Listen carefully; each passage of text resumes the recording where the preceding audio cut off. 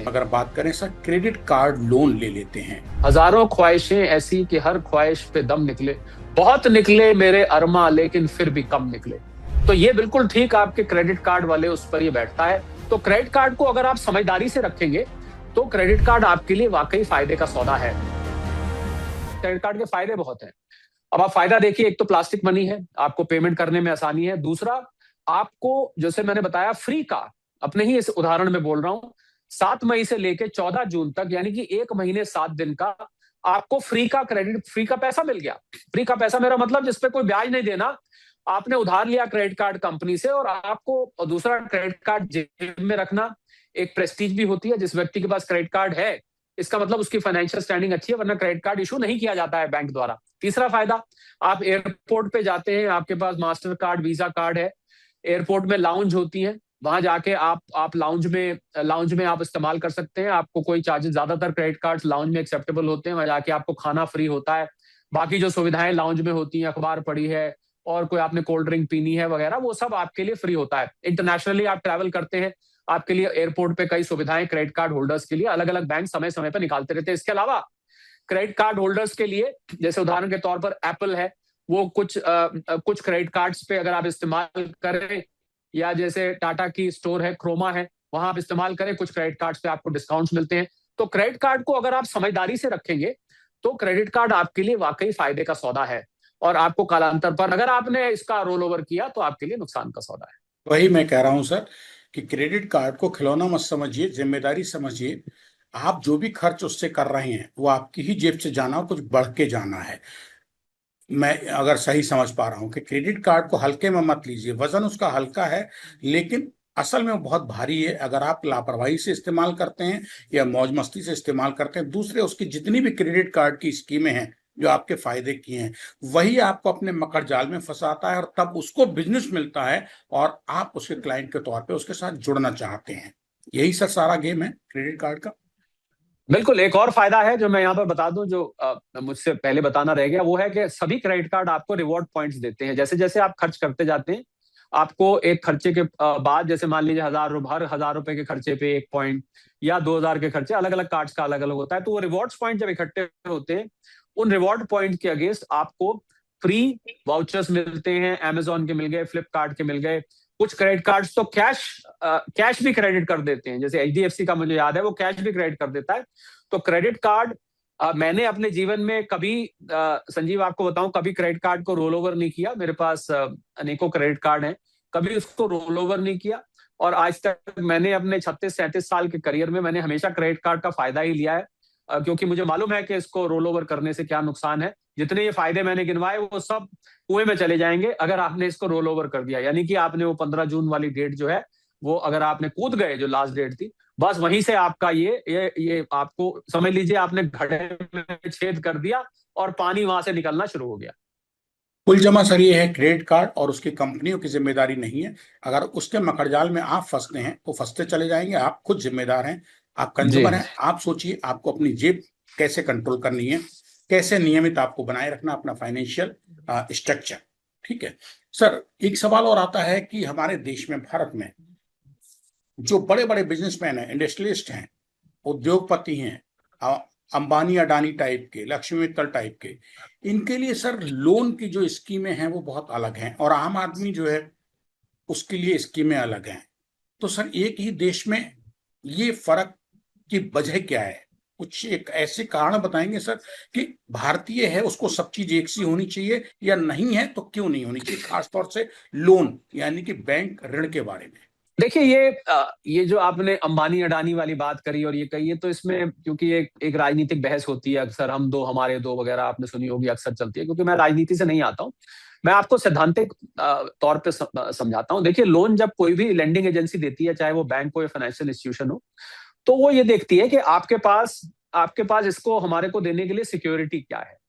क्या आप हमें अब इसके बदले में जमीन, अपना फैक्ट्री का शेड, अपनी मशीनरी, अपने रिसीवेबल्स, अपना स्टॉक, कोई ऐसी चीज आप हमें गिरवी रख रहे हैं हमारे पास, तो उसके अगेंस्ट आप लोन लेते हैं, जिसको हम सिक्योर्ड लोन कहते हैं। अब इंडस्ट्री जो लोन लेती है, इंडस्ट्री के लोन की कैटेगरीज अलग होती हैं। उसको वर्किंग कैपिटल लोन कहते हैं, टर्म लोन कहते हैं, लोन अगेंस्ट स्टॉक कहते हैं, लोन अगेंस्ट रिसीवेबल्स कहते हैं, ब्रिज लोन कहते हैं, बहुत सारे लोन है। तो लोन की जो श्रेणी है वो फर्क है। अब जब हम एक राजनीतिक एजेंडा के तहत बात करते हैं तो हम कहते हैं भाई इन लोगों को तो लाखों करोड़ों रुपए के लोन माफ हो गए, एक आम आदमी जो है उसका लोन हो जाए तो घर पे दो गुंडे आके बैठ जाते हैं, गाड़ी का लोन लिया तो गाड़ी की चाबी उठा के ले जाते हैं, वगैरह वगैरह। ये इस पे मैं ऐसी डिबेट्स में मैं संजीव अनेकों बार अनेकों नेशनल टीवी चैनल्स पर मैं बैठा हूं, तो सैद्धांतिक एक एजेंडा के तौर पे बोलने के लिए ठीक है, परंतु हकीकत यह है कि बिजनेस के लोन को और एक पर्सनल लोन को, यानी कि एक इंडिविजुअल के लोन को अलग अलग हमें करके देखना चाहिए। इंडिविजुअल का लोन भी अगर आपने पूरी सिक्योरिटी उसके अगेंस्ट दी हुई है और आप लोन को वापस नहीं करते तो आपकी सिक्योरिटी जब्त कर ली जाती है। इंडस्ट्री के लोन का भी ऐसे ही होता है, अगर आप इंडस्ट्री ने लोन नहीं वापस किया, जिस मशीनरी के अगेंस्ट वो लोन है वो मशीनरी को कुड़क कर दिया जाता है, उसमें शब्द होता है कुड़क। या आपने इंडस्ट्रियल शेड दिया है तो उसकी ऑक्शन का नोटिस दे दिया जाता है, प्रोसीजर सारा कोर्ट से होता है। हाँ, ये फर्क जरूर है कि एक इंडिविजुअल के ऊपर लेंडिंग एजेंसी को प्रेशर बनाना आसान होता है, तो वो इंडिविजुअल बेचारा दबाव में आ जाता है और दबाव में आके वो हड़बड़ा जाता है, उसको लगता है कि मुझे प्रताड़ित किया जा रहा है। जबकि एक इंडस्ट्री के ऊपर अगर आपने लोन नहीं पे कर रही है और उसको प्रेशर डालना है तो आपको कानूनी प्रक्रिया लेनी पड़ती है, क्योंकि इंडस्ट्री तो बहुत बड़ी होती है, बिजनेस तो बहुत बड़ा है और कंपनी ने लोन लिया हुआ है, company is an artificial person, तो आपको कानूनी प्रक्रिया से आना पड़ता है। प्रेशर वहां भी बनता है, पर क्योंकि वो एक चलती हुई कंपनी है, उसमें एक अकाउंटेंट है, जनरल मैनेजर है, मैनेजिंग डायरेक्टर है, एग्जीक्यूटिव डायरेक्टर है, फाइनेंस डायरेक्टर है, तो क्योंकि पूरा एक तंत्र होता है, तो वहां पर उनको कानूनी प्रक्रिया। और एक इंडिविजुअल जिसने बेचारे ने गाड़ी का लोन की ईएमआई नहीं दी है तो उसको तो बैंक वाले आके बैठ जाते हैं, भैया आपकी किस्त नहीं आई है, गाड़ी की चाबी दीजिए, हम गाड़ी उठा के ले जा रहे हैं। मकान की नहीं आई तो मकान के लिए ये जितनी भी लेंडिंग एजेंसीज हैं इन्होंने कई दफे गुंडे पाल रखे होते हैं और वो आ जाते हैं, गुंडे घर पे आके बैठ जाएंगे, आके बदतमीजी भी लोगों से करते हैं।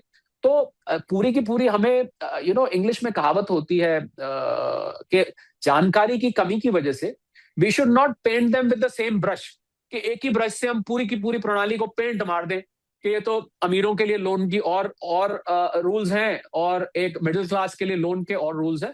लोन के रूल्स अलग हैं, मैं मानता हूं, परंतु लोन की कैटेगरीज भी अलग अलग हैं। अब एक इंडिविजुअल को वर्किंग कैपिटल लोन नहीं मिलता, इंडिविजुअल को मशीनरी के अगेंस्ट टर्म लोन नहीं मिलता, इंडिविजुअल को पर्सनल लोन मिलता है, कार लोन मिलता है, हाउसिंग लोन मिलता है, घूमने फिरने के लिए लोन मिलता है, एजुकेशन लोन मिलता है, जिसको अगर आप वापस ना करें तो उसके लिए एक अलग सिस्टम है, और अगर एक इंडस्ट्री वापस ना करे तो एक अलग सिस्टम है। हाँ, जो लोग देश से भागे हैं, विजय माल्या है, नीरव मोदी है, मेहुल चोकसी है, ललित मोदी है, जो लोग बैंकों का लगभग, कल मैं एक टेलीविजन चैनल पे था, उसमें हमने जोड़ा सारा 58,000 करोड़ रुपए का, करीब 21 फ्यूजिटिव्स हैं जो भारत से इस समय ये लोन बैंकों से लेके या कोई ना कोई स्कैम करके भारत से बाहर भाग गए हैं।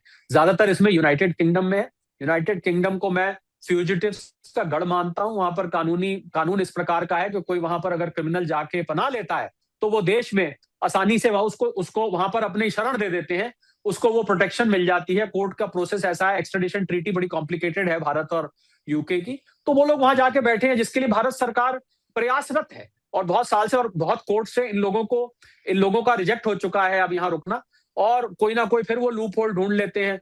कहीं कह देते हैं, कोई कहता है हमारी जेल अच्छी नहीं है, आर्थर जेल मुंबई की, उसमें टीवी नहीं है, उसमें फ्रिज नहीं है, 5 स्टार होटल ढूंढते, तो कोई ना कोई लूप होल निकाल के ये लोग बच रहे हैं। पर मैं आपको ये बता दूं कि देर है अंधेर नहीं है, क्योंकि इनको भारत लाने में देर हो सकती है परंतु ये वापस आएंगे। अब आपको ये भी बता दूं, शायद बहुत लोग नहीं जानते, इनको कुछ लोगों ने लंदन में पार्टियां अटेंड करते हुए देखा होगा, परंतु ये भी वहां पर अब मुंह उठा के नहीं घूम पा रहे, क्योंकि इतना ज्यादा इनके अगेंस्ट प्रोपेगेंडा यहाँ चल चुका है। अब सोशल मीडिया की दुनिया है जिसमें कि आप लंदन के लोग भी देखते हैं, तो ये लोग जब सड़क पे चलते हैं तो इनकी तरफ उंगली उठती है। ये वही है जो भारत से 12,000 करोड़ लेके भागा था, ये वही है जिसके ऊपर 8,000 करोड़ का मुकदमा है। तो ऐसा नहीं है कि सिर उठा के बड़ी शान से जी रहे हैं। कभी कभी पार्टी वार्टी में इनकी फोटो आ जाती है, पर अगले ही दिन वो ऐसा प्रोपेगेंडा चलता है और कोर्ट की डेट्स चल रही हैं, इनको बकायदा कोर्ट जाना पड़ता है और इनको अपने को वहां रोकने के लिए बहुत मशक्कत करनी पड़ रही है। तो I think we should not paint everybody with the same brush.